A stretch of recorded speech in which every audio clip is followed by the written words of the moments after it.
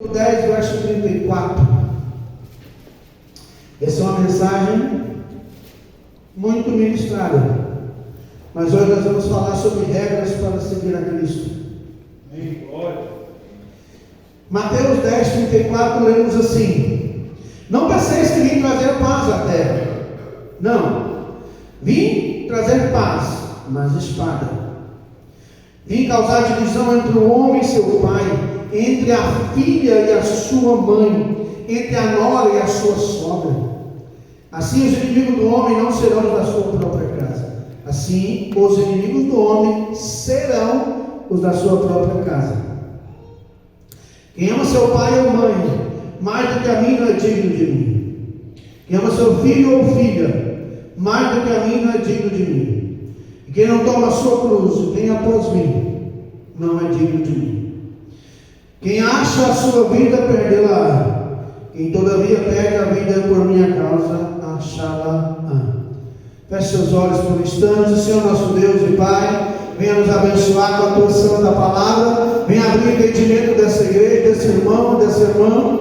Venha repreender toda enfermidade, toda doença, toda tristeza, toda angústia, todo espírito das trevas. Eu repreendo em nome de Jesus. Abençoa teu povo, nos encha da tua graça em nome de Jesus. Podemos assentar. Eu peço a sua atenção. Se você tiver com o celular aí, põe no banco, põe no mudo, ou desligue, olha para frente, presta atenção, fecha a Bíblia, quando falar você lê, tá bom? Glória a Deus. Muito bem. Irmãos, a grande virtude de nosso Senhor Jesus Cristo, uma das maiores de Cristo, até exaltada pelo Dr. Augusto Cury, que é psiquiatra e psicólogo. Ele fala que uma das mais belas qualidades de Cristo é que ele dava chance para todos servirem. É que ele ouvia a todos indistintamente.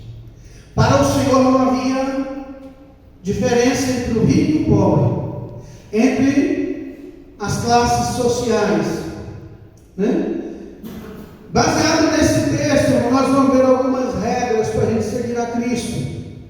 Você quer ser um bom seguidor de Cristo? Amém. Você quer que Deus se orgulhe de você? Amém. Você quer conquistar o coração de Deus? Aqui nós temos algumas regras, né? Primeira regra que a gente tem que observar nesse texto é do versículo 34 ao 36. Não penseis que vim trazer paz à terra. Não vim trazer paz, mas espada. Vim causar divisão entre o homem e seu pai, entre a filha e sua mãe, entre a nora e a sogra. Quando muita gente acha que isso aqui é contraditório, porque lá em João 14, se não me engano, no verso 27, Cristo diz: não, eu deixo-vos a minha paz vos dou, não vou lá dou como o mundo lá dá. Então ele vem trazer paz, mas aqui ele está falando que vem trazer espada. Eu não vim trazer paz, eu vim trazer espada.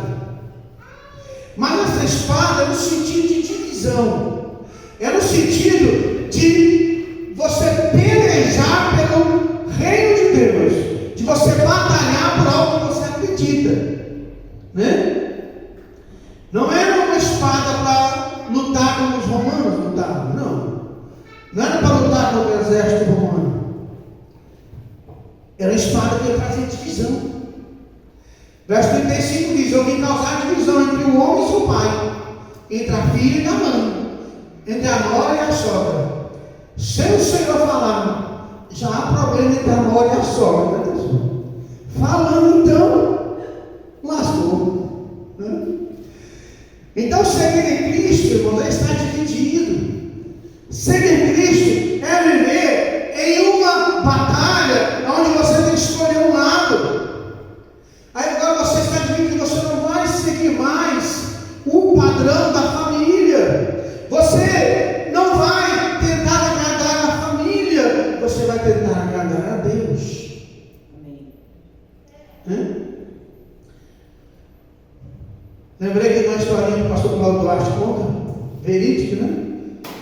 Diz que tinha um irmão que chegou para ele e falou: pastor, é o seguinte, minha casa, vamos fazer o aniversário, E tem uns colegas, tem uns parentes, que eles gostam de uma bebida.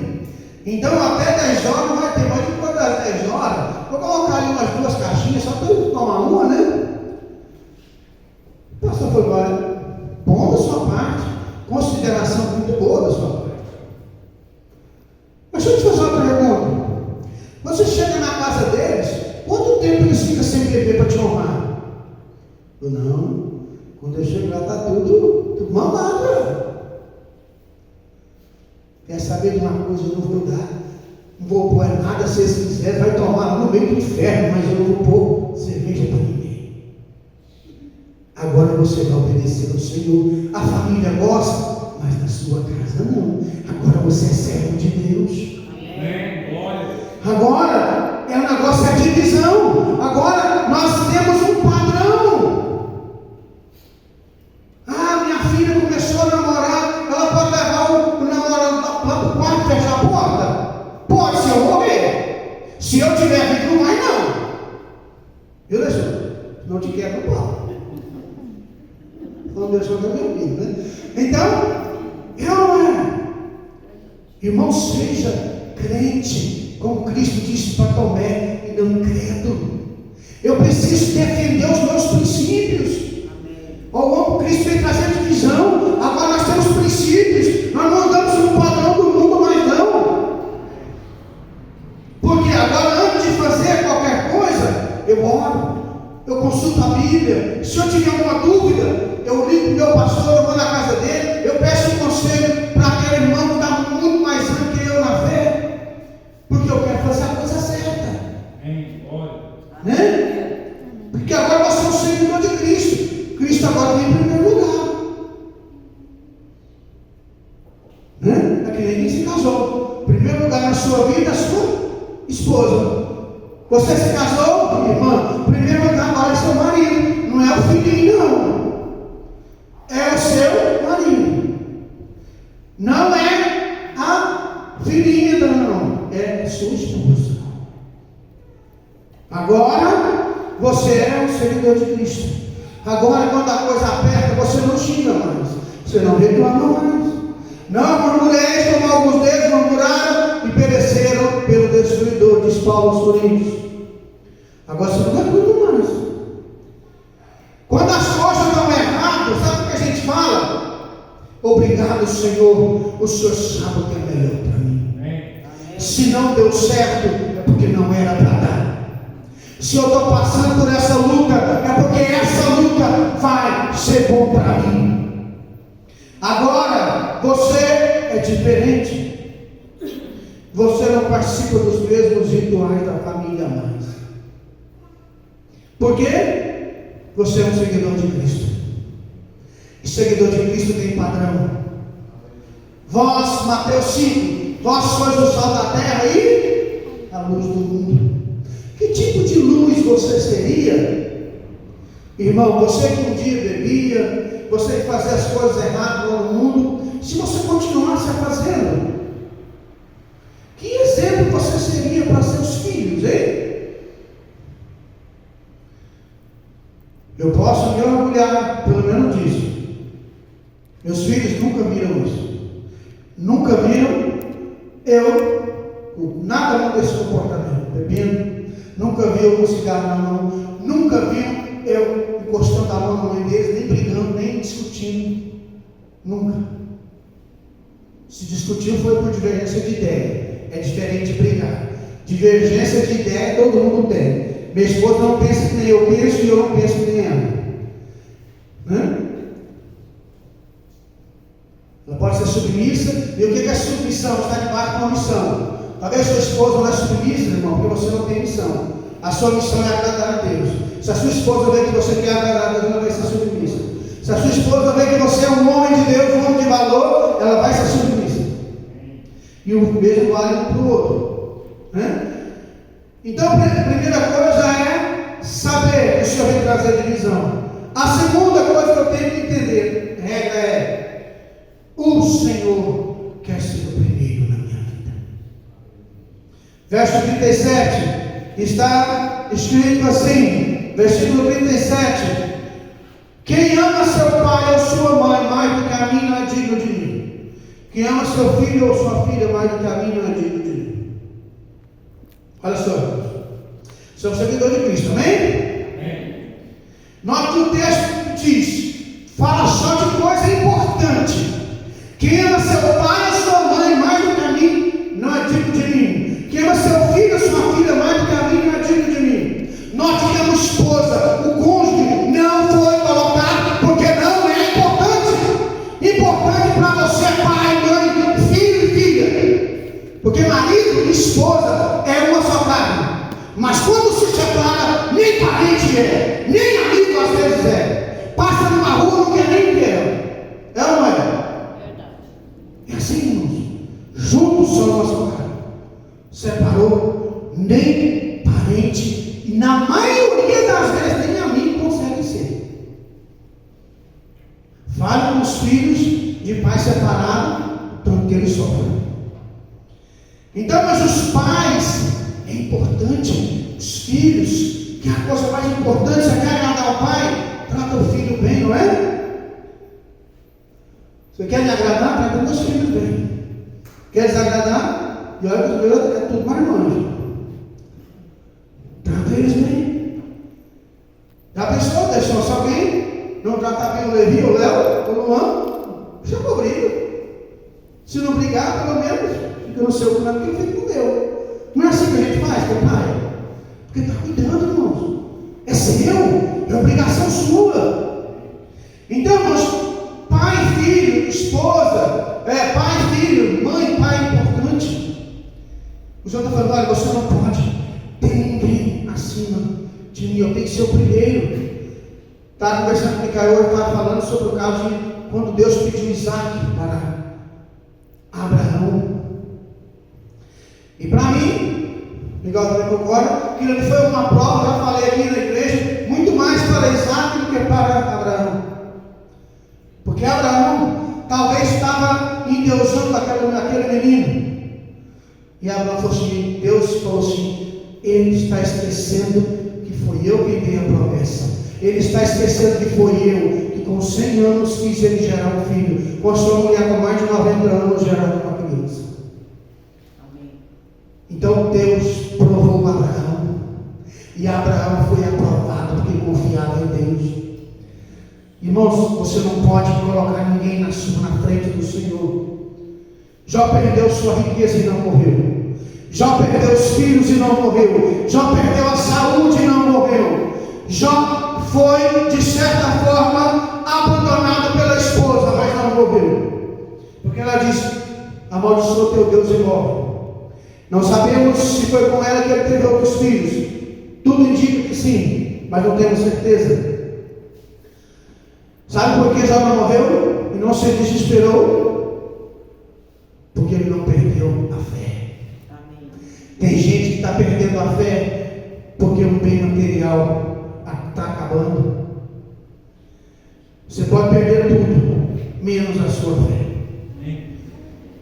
Não chore se você perdeu alguma coisa, mas se você perdeu a fé. Não chore se você perdeu alguma coisa e não perdeu a fé. Chora não. Você perdeu alguma coisa, mas não perdeu a fé. Mas chore, grite, se você perdeu a fé. Aí tudo vai dar errado. Você pode até viver uma vida boa e maravilhosa aqui, humanamente falando, mas se você perdeu a fé, toma cuidado. Agora, irmão, você é um seguidor de Cristo. Agora Cristo tem que ser em primeiro lugar. Você que era jovem, se casou como eu, talvez você tinha muitas moças lá, muitas meninas olhando para você. Você tem que escolher o ponteiro. A partir daquele momento, mais de 6, 7 bilhões de pessoas no planeta, você escolheu uma para passar a vida. Para de olhar para as outras agora. Agora, irmão, é obrigação se permanecer de pé. Agora o cristão tem que permanecer de pé. Como é que eu faço para permanecer de pé? Oração, leitura bíblica, jejum, consagração, comunhão. E a comunhão às vezes é tão importante quanto a nossa oração. Porque no meio da comunhão, quando eu digo comunhão, não é entrar no culto, não é assistir o culto, não. Assistir o culto não é comunhão. Comunhão é antes do culto, conversar com os irmãos, depois do culto, parar de conversar com os irmãos. Comunhão é isso. Comunhão é trocar experiência com o outro, ou não é? É interagir com os irmãos. Quem vem sai só frequenta a igreja, não tem comunhão com ninguém. Talvez tenha com Deus, mas com ninguém tem. Mas a Bíblia é clara, em Hebreus 12:14. Seguir a paz com todos e a santificação, sem a qual ninguém verá Deus. Salmo 133, quão bom e suave é que vivam em união os irmãos. A igreja primitiva tinha tudo em comum, não havia quem passava fome ou necessidade, porque se eu tinha e o outro não tinha, eu sustentava ele, eu partia com ele o que eu tenho. Era assim que funcionava. Então frequentar os cultos é prioridade para manter comunhão com a igreja, os irmãos. Meu dízimo e minha oferta é prioridade para me abençoar na casa de Deus.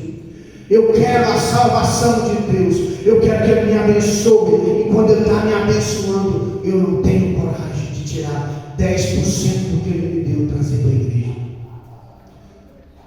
Irmãos, quem faz isso são pessoas hipócritas que não conseguem dizer: Senhor, obrigado, porque o Senhor tem me abençoado. A igreja do Senhor precisa, o seu irmão precisa, os irmãos da sua casa precisam. E além disso, Paulo diz a Timóteo que nós não podemos ser avarentos, ter amor demais ao dinheiro. E por fim, verso 38 e 39, Mateus 10: quem não toma a sua cruz e vem após mim, não é digno de mim. Quem acha a sua vida, perde-la. Quem todavia perde a vida por minha causa, achará. São seguidores de Cristo agora, não é? Pega a sua cruz e vê. Agora são seguidores de Cristo. O seguidor de Cristo não pode olhar para os lados. Ele pega a sua cruz e olha. O que é tomar a cruz e seguir Jesus?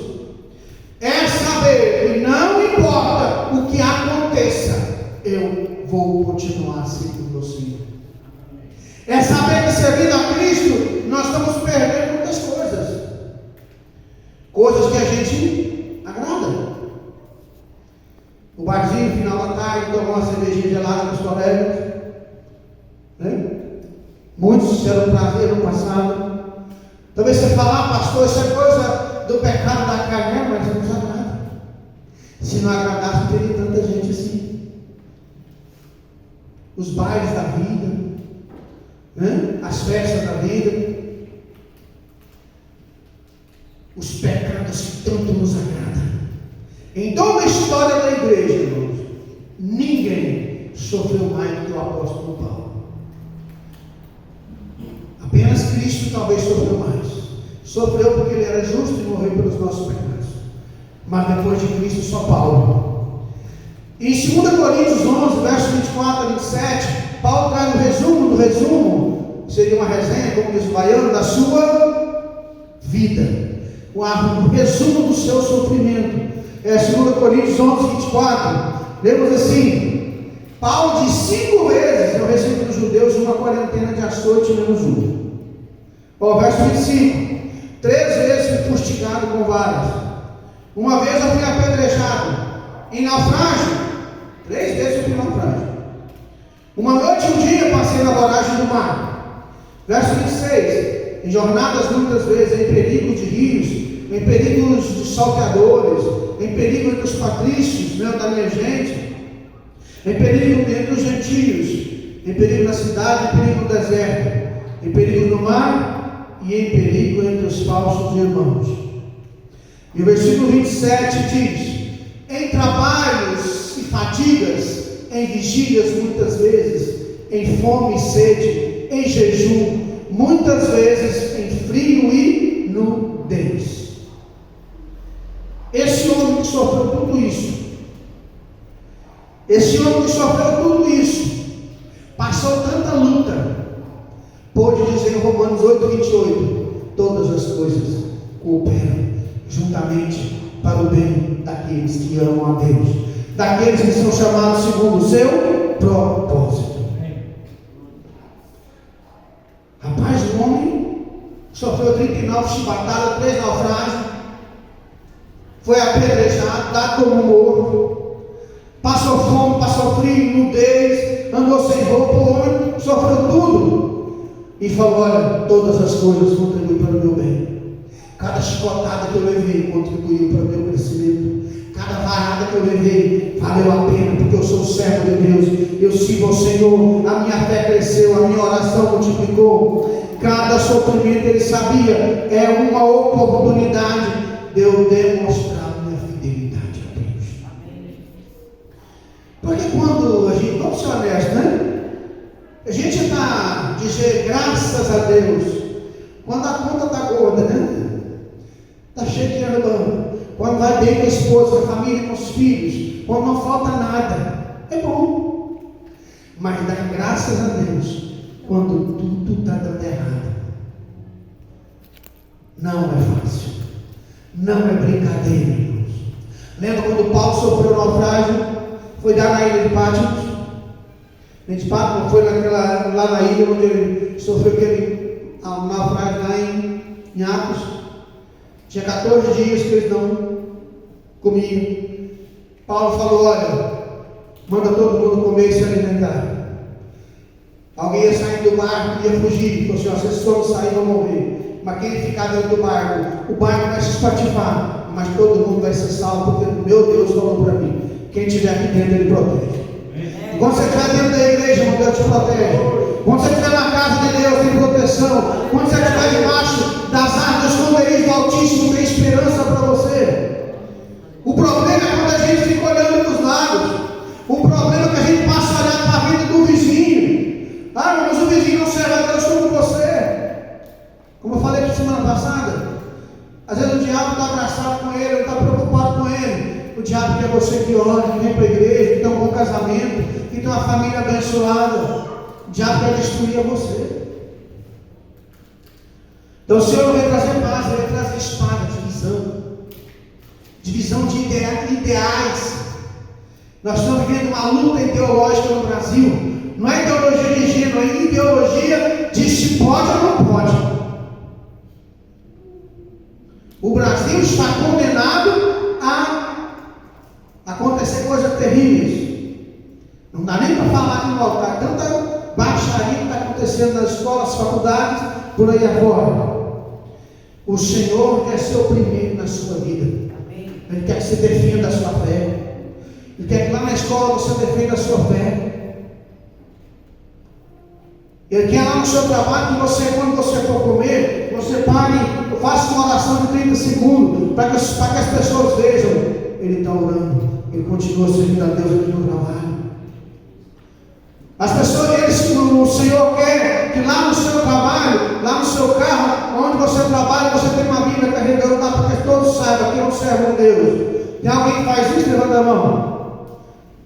Aí, está vendo? Você tem que ter lá no seu ambiente de trabalho, quando você vai trabalhar, as pessoas precisam saber que você serve a Deus. Precisa testemunhar? Precisa não. A Bíblia está lá, é suficiente. Ainda que você não leia, pode ser fechado. Não tem importância, pode ser fechado. Precisa vir no Salmo 21, Salmo 23, 91, não, pode ser fechado. As pessoas precisam saber que você serve a Deus. Pegue a sua cruz, irmãos. Pare de olhar para os lados. Hebreus 12, olhando para Jesus, autor e consumador da nossa fé. Eu preciso olhar para Ele. Eu não posso olhar para os meus problemas. Porque tem horas que se eu olhar para os meus problemas, eu falo: eu vou perder. Eu não vou dar conta. Eu vou morrer. Porque às vezes os meus problemas estão maiores que eu. Talvez você nunca aconteceu, mas eu vou te fazer uma pergunta aqui. Quem já se afogou aqui, levanta a mão. Começou a afogar. Aqui não tem gente. Mas eu já. Era uma represa como essa que falei aqui, do grupo do povo. 20, 30 metros de profundidade. E eu nadei até na metade dela. Mas para voltar não dei conta. E eu comecei a afundar. E você vai descendo, descendo. Quanto mais você tenta, mais e eu, se fosse agora, estava permitido isso. Naquela época eu tinha muito cabelo. E você pegar nos braços, a pessoa não deixa. A gente tem que pegar só no cabelo, né? Já ouviu falar isso? Já ou não? Tem que puxar pelo cabelo, porque a pessoa não tem força. Se fosse outro, tem que correr. Tá bom. É, Lucas? Se você já pensou se não é mais doido? Tá lascado. Você está afundando, irmãos. Tem alguém para te segurar. E eu lembro até hoje quando ele começou, quando ele pegou e tentou, começou a me erguer. Eu vi que eu estava seguro, eu parei de debater e eu comecei a subir. Irmão, Deus está querendo te tirar do fundo. Você vai estar começando a subir. Então